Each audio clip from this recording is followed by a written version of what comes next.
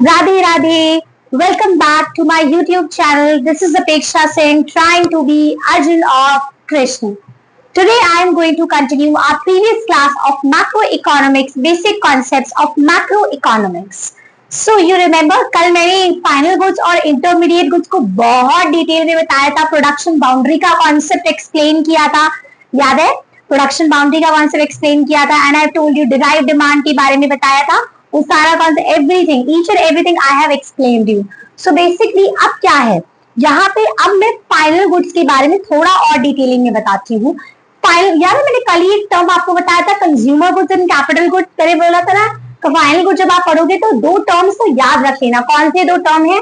I told you what is that two terms. एक consumption बोला था which directly satisfy the wants of the consumer, consumption term बताया था, और एक मैंने बोला था इन्वेस्टमेंट. याद है? इन्वेस्टमेंट बोला था कि ये दो टर्म तो याद, जब फाइनल गुड्स अगर मैं बोल रही हूँ तो ये जो दो टर्म्स है उसको बहुत अच्छे से याद रख लेना. फाइनल गुड्स पे कंजप्शन है, इन्वेस्टमेंट. एक बार वापस से बता रही हूँ, final goods refers to those goods which directly satisfy the wants of the consumers, which means consumption goods होंगे, और for the capital formation or the investment which we say. investment को हम capital formation नहीं कहते. those who don't know, मैंने इस सारे topics को बहुत ही डिटेल में प्रीवियस क्लास में एक्सप्लेन कर दिया है. Please go and watch my previous video. I have already explain each and everything in detail. बहुत डिटेल में मैंने बताया है, ठीक है. यहाँ पे मैं आगे क्लास में, because I have to complete this concept, मुझे खत्म कराना है. अभी मुझे एनआईटी भी कराना है. अगर मैं प्रीवियस पुरानी चीजें ही एक्सप्लेन करती रहूंगी तो मैं आगे कब बढ़ूंगी, है ना. तो please you also do some hard work and go and watch some my previous videos and make your concept very clear and then please move step forward, ठीक है. तभी इसको समझिए. मैं पुराने कॉन्सेप्ट को वापस से नहीं बताऊंगी, ठीक है. So where was I? Yeah so consumer goods. सो मैंने बोला ना फाइनल गुड्स, सो या तो कंजप्शन के लिए यूज किए जाते हो या इन्वेस्टमेंट्स और कैपिटल फॉर्मेशन के लिए यूज किए जाते हो. तो बेसिकली कंज्यूमर गुड्स, तो कंजप्शन के लिए जो यूज किए जाते हैं, डोंट यू थिंक वो एक्चुअली कंज्यूमर गुड्स है? ठीक है, डोंट यू थिंक वो कंज्यूमर गुड्स है? कंज्यूमर गुड्स जैसे मैंने आपको बताया था कंजप्शन के लिए जो यूज किए जाते हैं, जैसे बटर है, शुगर है, मिल्क है, इस तरीके के, ठीक है. नाउ कंज्यूमर गुड्स जो है बेसिकली ये भी आप, these are four types, ये 4 टाइप के होते हैं. जैसे कि आप देखो, एक होता है consumer goods is durable goods. सबने सुना होगा ड्यूरेबल गुड्स के बारे में, है ना. मैं एक्सप्लेन करूंगी, don't worry, I will explain each and everything in detail. एक होता है ड्यूरेबल गुड्स, एक होता है सेमी ड्यूरेबल गुड्स, ठीक है. सेमी ड्यूरेबल गुड्स होता है, और एक नॉन ड्यूरेबल गुड्स होते हैं, ठीक है. नॉन ड्यूरेबल गुड्स होते हैं, और एक लास्ट सर्विसेज होती है. क्या होती है? Services. So consumer goods are of basically 4 types. एक durable goods, semi durable goods, non durable goods and services होते हैं. अब आता है what is durable goods. Durable goods क्या होते हैं? Durable goods refers to those goods which can be used again and again over a considerable period of time. मतलब जिनको मैं बार बार यूज के, which can be used again and again, again and again, जिनको मैं बार बार use कर सकती हूँ, ठीक है. which can be used again and again over a considerable period of time. जैसे कि आप टीवी मशीन ले लीजिए, टीवी है, रेफ्रिजरेटर है, वॉशिंग मशीन है. इस तरीके के जो ड्यूरेबल गुड्स है, इन्हें आप बार बार बहुत सालों तक यूज कर सकते हो ना. तो ये भी तो कंज्यूमर गुड्स ही है, लेकिन कंज्यूमर ड्यूरेबल गुड्स है ये, जिनको आप बार बार यूज कर सकते हो. which can be used again and again over a considerable period of time, लंबे समय तक. जैसे टीवी, रेफ्रिजरेटर है, वॉशिंग मशीन, इस तरीके की चीजें. Now what is semi durable goods. Semi durable goods क्या होते हैं? Semi durable goods refers to those goods which can be used only for a limited period of time, थोड़े समय के लिए. किसके लिए? लिमिटेड, ठीक है. लिमिटेड पीरियड ऑफ टाइम के लिए जो यूज किए जाते हैं. Generally they have a life span of 1 year, 1 साल की लगभग, ठीक है. यहाँ पे कितना लाइफ स्पैन होता है, ठीक है. लाइफ स्पैन ऑफ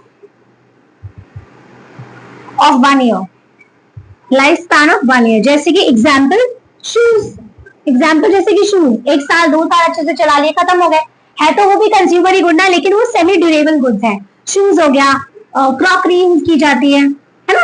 इस तरीके की जो चीजें हैं जो लंबे समय के लिए नहीं, मतलब लगभग मैक्सिमम लाइफ स्पैन हम 1 साल मान के चल रहे हैं. सो लिमिटेड पीरियड ऑफ टाइम के लिए बेसिकली यूज की जाती है, not for a life time, ठीक है. उसके बाद आते हैं non durable goods. Non durable goods क्या होते हैं? Non durable goods which refers to those goods which lost their identity in a single act of consumption which can be used only for a one time, जो सिर्फ एक बार use किए जाते हैं, सिर्फ वन टाइम, ठीक है, which lose their identity, जैसे कि only for one time, ठीक है, मैं यहाँ पे only for one time लिख रही हूँ। जैसे कि सिंपल खाने वाली चीजें जो एडिबल प्रोडक्ट्स होते हैं, मिल्क, बटर, ब्रेड, है ना, एक बार कंज्यूम किया, खत्म हो गया, they lost their identity in a single act of consumption, ठीक है, so they can be used only once, they can not be repeatedly used again and again, so simply वो हो गए नॉन ड्यूरेबल गुड्स। अब आते हैं what is services. Services क्या है? Services these are non material goods. Services like जैसे कि बैंकिंग सर्विस देना, इंश्योरेंस सर्विस देना, है ना, services these are non material goods which directly satisfy the wants of the consumers and these are intangible। ये क्या होती है? intangible होती है। तो मैं यहाँ पे लिखी नॉन मटेरियल बोल लीजिए या intangible बोल लीजिए। तो बेसिकली intangible सर्विसेज होती है जो डायरेक्टली सेटिस्फाई करती है, ठीक है, क्या करती है? सेटिस्फाई करती है। जैसे कि एग्जाम्पल सर्विसेज बैंकिंग देना, है ना, बैंकिंग की सर्विस हो गई, इंश्योरेंस की सर्विस हो गई, अंडरस्टैंड। सो ये सारे कंज्यूमर गुड्स होते हैं। So what do you mean by consumer goods? Consumer goods are basically which satisfy the wants of the consumers directly satisfy the wants. Directly satisfy wants. Which directly satisfy the wants of the consumers. Understand? So these are four types, that is durable goods, semi-durable, non-durable and services.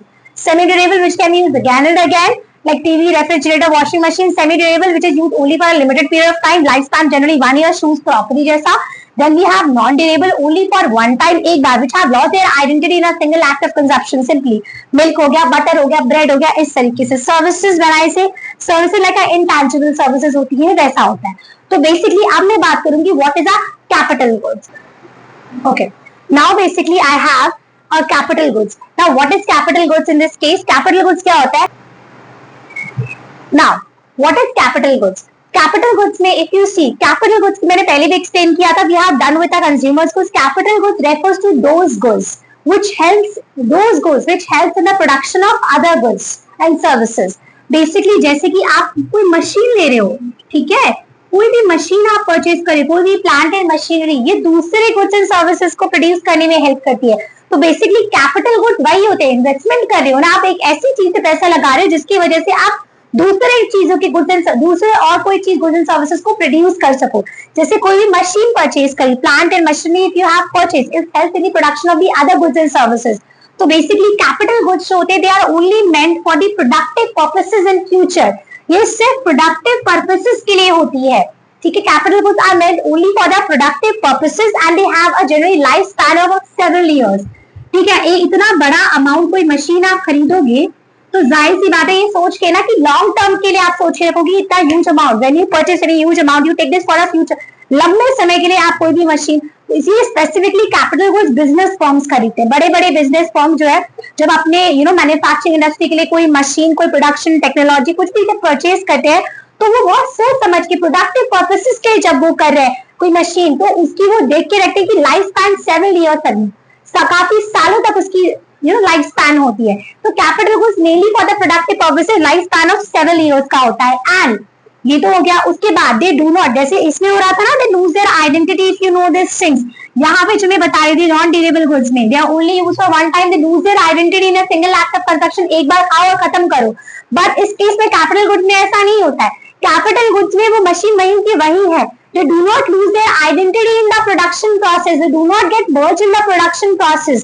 वो क्या होती है, they just need a repair और replacement. खराब हो जाता है ना कोई चीज, डिफेक्ट आ जाती है तो रिपेयर कर देते हो आप, रिप्लेस कर देते हो। तो basically they just need a repair and replacement। they depreciate, उनकी वैल्यू, डेप्रिशिएट क्या होता है, depreciate is fall in the value of the fixed asset. पढ़ाऊंगी डेप्रिसिएशन इन बहुत डिटेलिंग में, मैं आपको भी पढ़ाऊंगी। डेप्रिसिएशन होता है फॉल इन वैल्यू ऑफ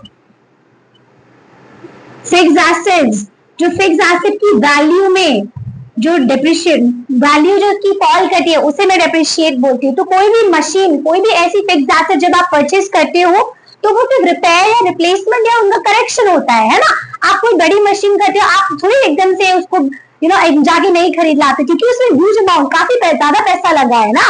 तो तो आप उसका रिपेयर करते हो, रिप्लेसमेंट देखते हो, वो डेप्रिशिएट, उनकी वैल्यू से डेप्रिशिएट करती है, ठीक है। And at the same time capital goods जो होती है, they also have a derive demand. Capital goods की भी डिराइव डिमांड होती है, जो जिस गुड्स को ये हेल्प कर रहे हैं प्रोड्यूस करने के लिए, अगर उन गुड्स की डिमांड ज्यादा है तब कैपिटल गुड्स की मशीन की डिमांड ज्यादा होगी। अंडरस्टैंड? सो कैपिटल गुड्स को मैं थोड़ा सा समराइज करती हूँ, then we are coming to the end of this topic. उसके बाद जो मेरा नेक्स्ट टॉपिक होगा वो मेरा होगा एनआईटी। एनआईटी मेरा नया टॉपिक होगा, ठीक है। उसके बाद बिफोर दिस एनआईटी से पहले, एनआईटी की टॉपिक से पहले मैं पढ़ूंगी ग्रॉस डेप्रिसिएशन, ठीक है। ग्रॉस और नेट के बारे में मैं पढ़ूंगी। इन्वेस्टमेंट, ग्रॉस इन्वेस्टमेंट क्या होता है, नेट इन्वेस्टमेंट क्या होता है, डेप्रिसिएशन क्या होता है, उसके बारे में। Then I will come to the NIT and then I will come to the NFIA. इस टॉपिक में मैं आऊंगी। तो क्या कैपिटल गुड्स को थोड़ा सा क्विक में रिवीजन करूं। Capital goods refers to those goods which helps in the production of the other goods and services को करने में हेल्प करते हैं। Capital goods are mainly meant for the productive purposes in future and they have a generally life span of several years. काफी सालों तक आप उन पे लगाते हो। For example, the machine purchase by the firms and they do not lose their identity in a single identity in the production process, they do not get merged in the production process, they just need a repairs or replacement. It depreciate करती है इनकी value, depreciate मतलब fall in the value of the fixed asset की जो value fall कर जाती है, and they have a derived demand. Its demand depend upon those goods which they help to produce. So with this, I am going to end with this class of consumer goods and capital goods. आप please मुझे feedback दीजिए, आपको कैसी लग रही है class, because next topic जो मेरा है, अब पूरा का पूरा हम आ चुके हैं नेशनल इनकम के कैलकुलेशन वाले पार्ट पर। बहुत ही इंपॉर्टेंट ग्रॉस इन्वेस्टमेंट पढ़ेंगे, net investment, we are coming to the very close topic ना। आप बहुत ध्यान से क्लासेस को अटेंड कीजिएगा, बिकॉज आप पूरा लॉस कर जाएंगे, नहीं तो बहुत ध्यान से अटेंड कीजिएगा। And please like, subscribe, comment, press the bell icon. अपना फीडबैक मुझे दीजिए, कमेंट सेक्शन में मेंशन करिए क्या टॉपिक मैं डिस्कस कर सकती हूँ, क्या इंप्रूवमेंट मैं कर सकती हूँ। कोई क्वेरी है तो आप मुझे इंस्टाग्राम पर डीएम कर सकते हैं। Thank you so much, please keep sharing my video. Radhe.